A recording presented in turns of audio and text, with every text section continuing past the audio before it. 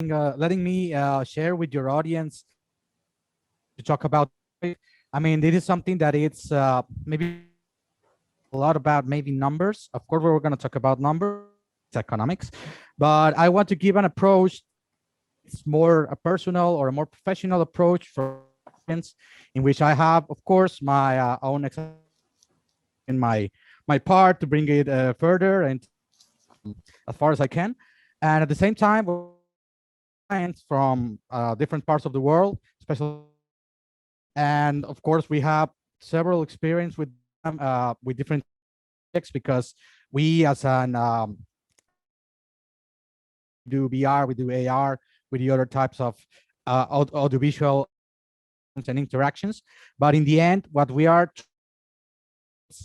sell innovation, sell something new, way of interacting with media.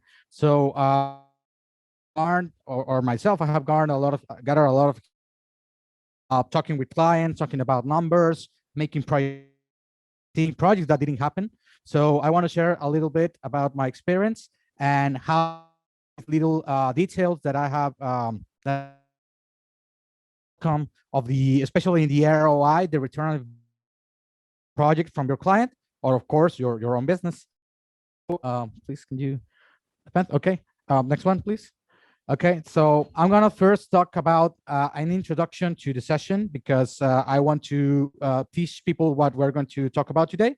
First of all, I want to talk about a little bit of the outline of the presentation.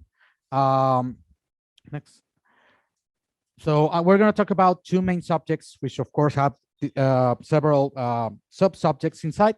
The main subjects we're going to talk about today: delivering ROI to clients, which means what we are doing to prove our clients that our project, that their investment, that anything that you have done for them is really worthy in the space of really having a professional or a business approach.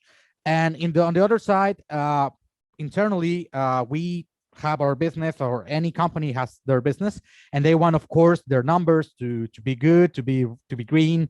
They don't want, nobody wants red numbers, but of course that has a lot to do with the process and of course with the way you administer your company, of course. But there are some insights, some details that I want to share that has helped us stay afloat in this complex market, in this complex area, because even though that we are innovating a lot, there are a lot of new players and new companies being born all the time. So you really have to keep updating yourself to improve and be on the same league with your clients. So, okay, so first of all, I'm going to talk a little bit about me. My name is Alessio Rosildi. I am from Mexico, and I work a lot, of course, in my country, but I'm trying to also enter with my business, which is called Fuse People and Technology. I'm going to talk about it a little bit later. I'm trying to enter into the US, Canada markets, North American markets, and of course European markets. That is something that we want to take as far as we can. And I have myself 10 years of experience. I started developing websites. My background is mechatronic engineering, so I know a little bit about hardware, a little bit about software. But in the end, I specialized in creating ventures and products related with the digital world, with the internet. So since 10 years ago, a little bit more than 10 years, started developing websites, always on the front end side.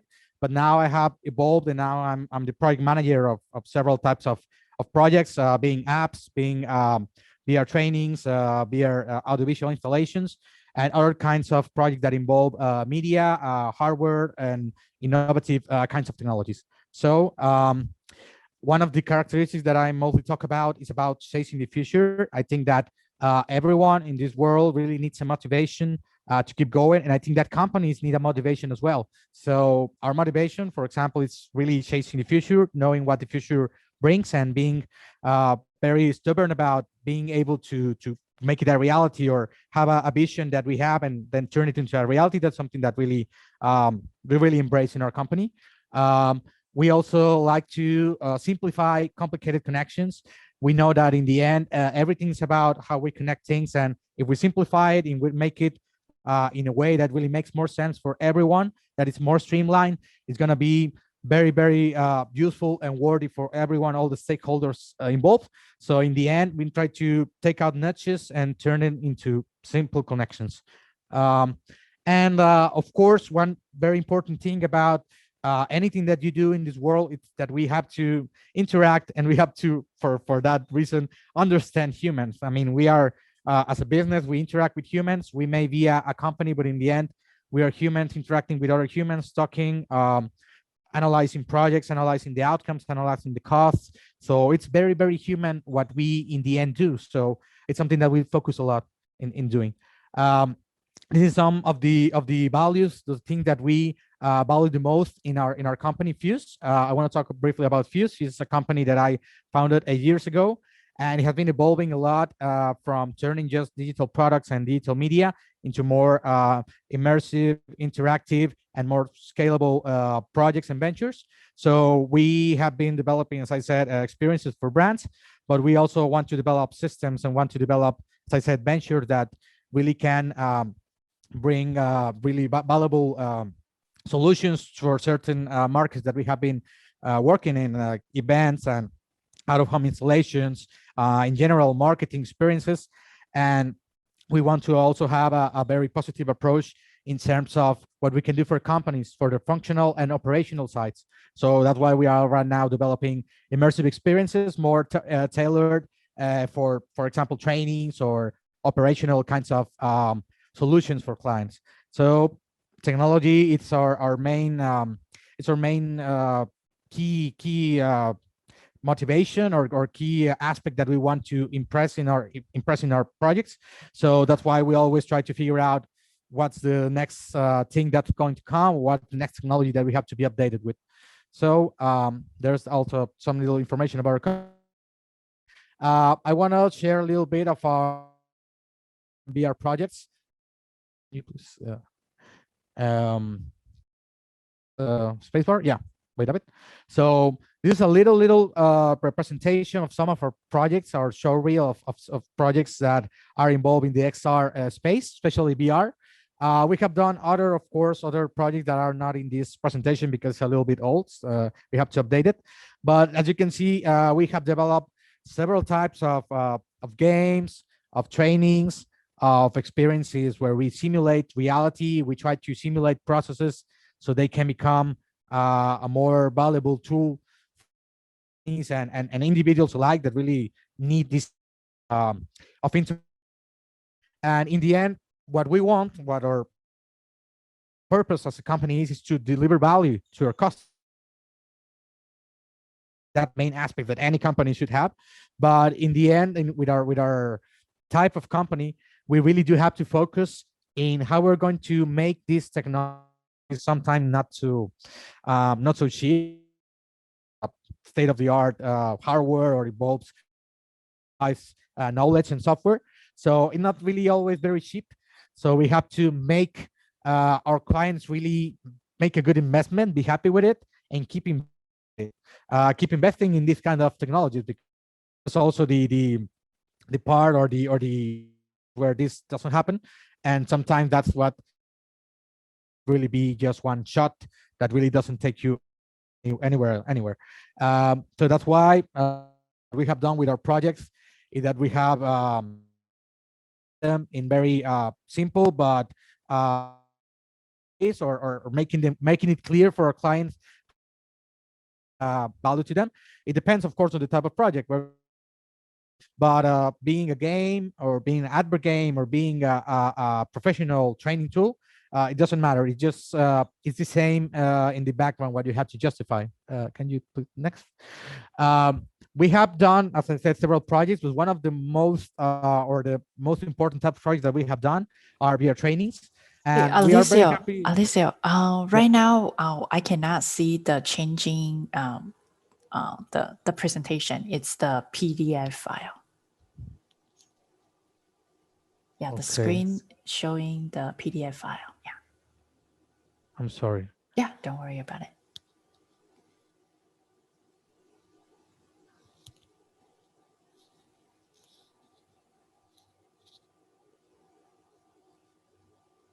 Yeah, thank you so much. Oh, I'm very sorry. Yeah, right now I see the deck. Yeah, don't worry about it. There's a Luna, ¿no?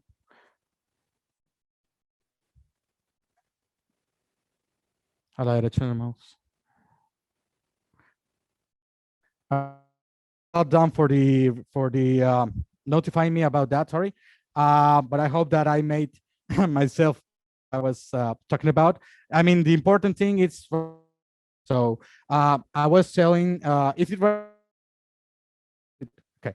Um, so I was talking about that one of the main things that we have done as a company are VR trainings, because these are one of the things that for our clients really represent one of the most valuable things that they can offer as a company now with the new aspect of how things are getting integrated in the training side. So when you go with someone to train to an industry, for example, in manufacturing, of course, there are repetitive processes that you have to look at, but most importantly, it's how you interact, how you really touch things and really do things.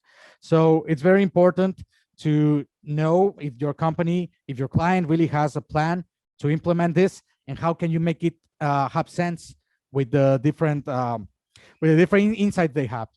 So that's something that we have been working a lot, and I want to talk about more about how does that is justified in terms of a client of a project. Okay, so I'm going to talk about some insights that we have that I have on XR economics. Of course, these are some insights that I've also gathered through the internet. So, for example, one of the things that we mostly talk about when we talk are the benefits that you're going to invest in. One of the main characteristics that we try to push is that it's something that's constantly innovating. So you really can be on the edge, and that will be good for your company status. It's scalable. With the cloud, you can scale these solutions further away and make it a global solution, or for all your different locations around the world. It's a very user-centered design. It's used a lot. User-centered design is used a lot because users are in the center of the immersion of the experience. So they really have a lot to say, and it's very important to hear them out. Data analytics is quite traceable because you can see what everyone is doing, how they're interacting, and there's a lot of ways to get insight from that. The simulations from reality are very immersive, which of course makes a better result in delivering people the true experience, or the true sounds, or the true way of feel when you are in that situation, especially when you're in a risky situation. And it's individually served, so people can just hop into a headset or grab a smartphone and be served by themselves. So they don't need someone training or specifically special in training. And in the long term, the cost is it's optimized a lot because people tend to see a project with the scale or the reach of maybe using it, for example, for a month. But when you start analyzing the long term, how can really be used day by day or week by week, you can start grasping and seeing the true benefits of this technology. And of course, it can be available worldwide, anywhere. So you can be training people all around the world with different schedules, with different time zones, and that wouldn't be a problem. So that's some of the benefits that we highlight a lot in XR technology, VR and AR.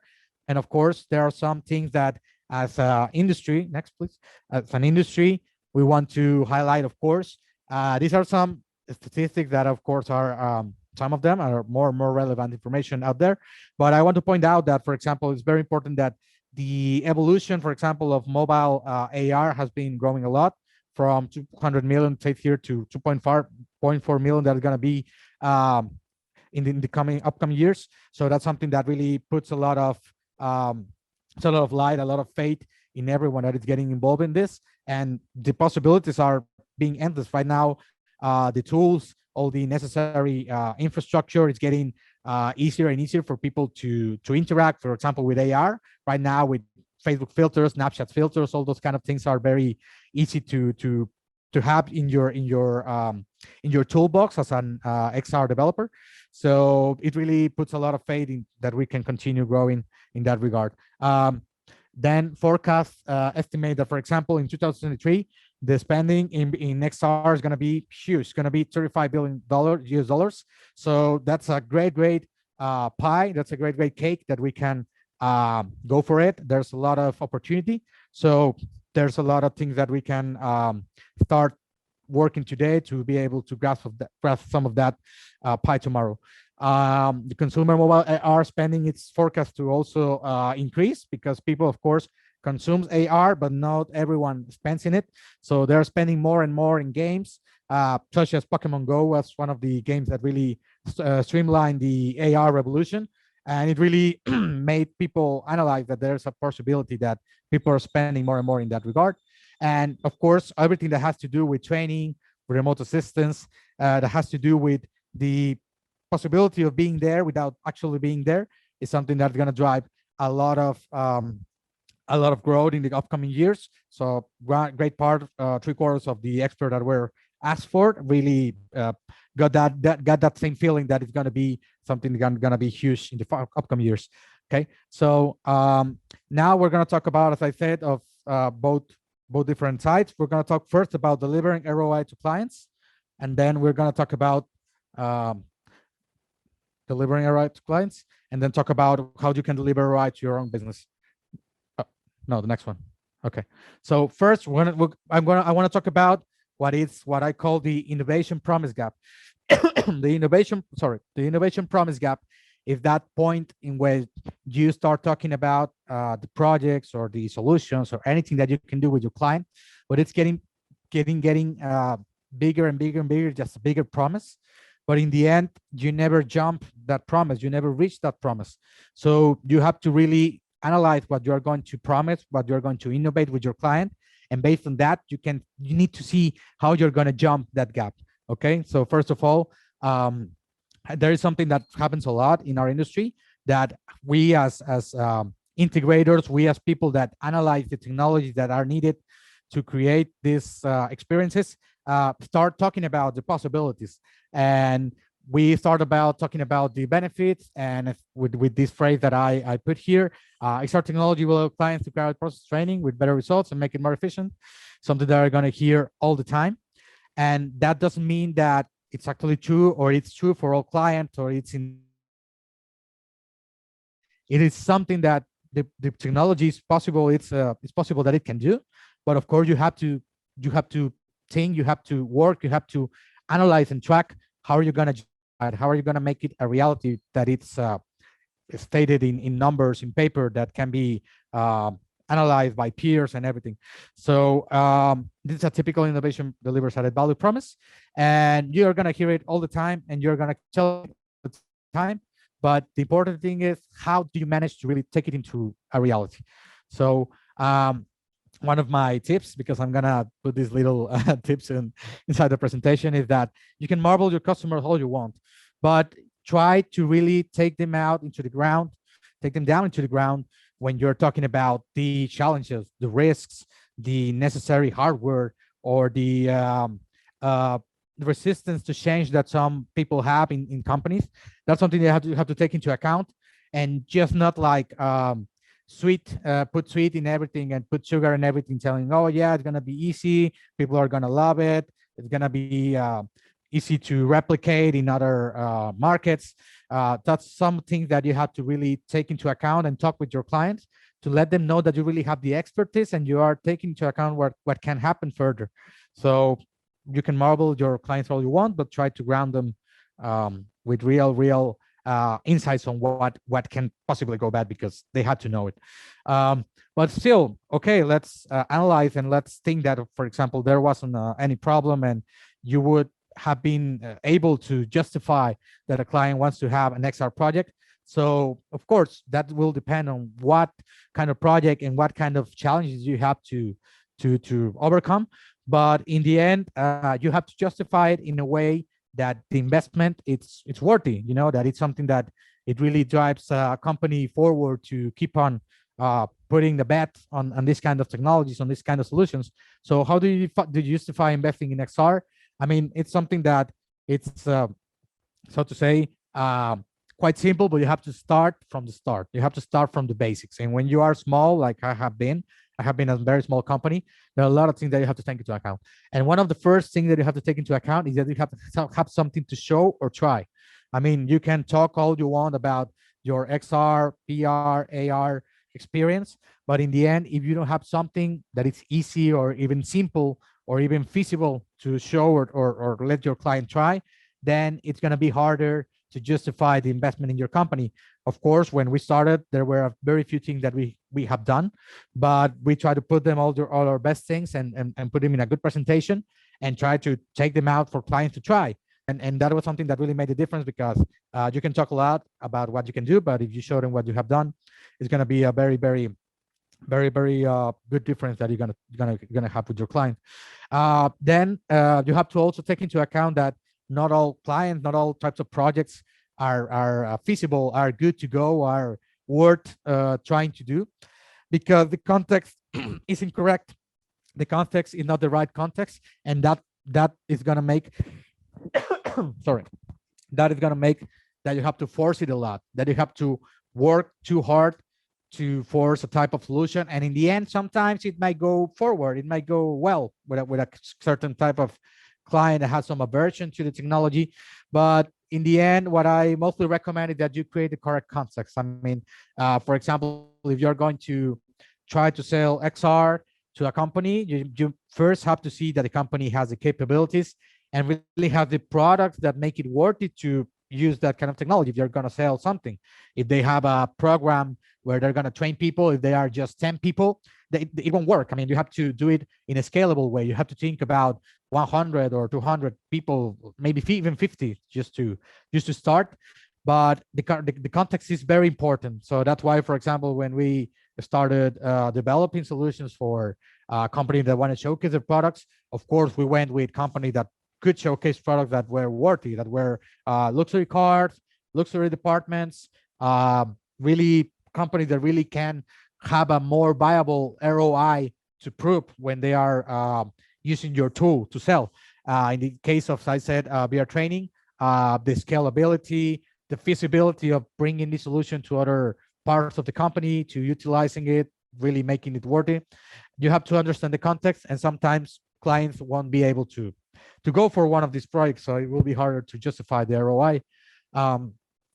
And of course, something that is very important when you have at first met the first two concepts that I said, that is the correct context, and that you have the capabilities, and you can show them that it's really possible. You can bring them a demo or something. You can, or I mean, you must go with the long-term plan. I mean, that's one of the recommendations. I mean, if you want to